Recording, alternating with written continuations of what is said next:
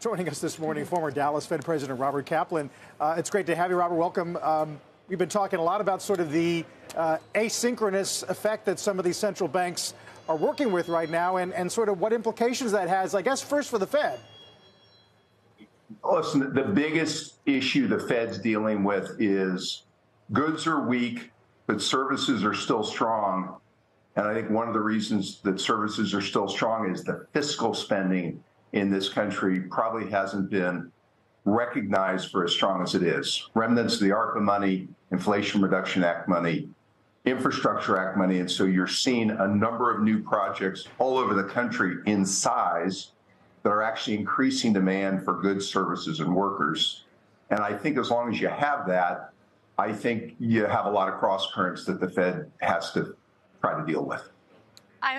Yeah, one of the reasons I wanted to talk to you is because I've been hitting this point since speaking with you about it, President Kaplan, since you have highlighted. Now I Google every day just ARPA funds or infrastructure funds, and it's amazing how much activity there really is going on around the country at the local level and just how much money is coming in. When does that run out? Is there any work and analysis on just how long that can last? And do you think then that prevents us from ever going into recession in this cycle?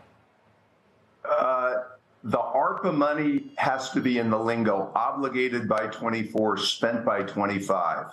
And the size of that original grant to the cities and states was something like $350 billion. Some of it's been spent, but there's not great transparency on how much hasn't. But I tell you, my travels across the country, a chunk of it hasn't.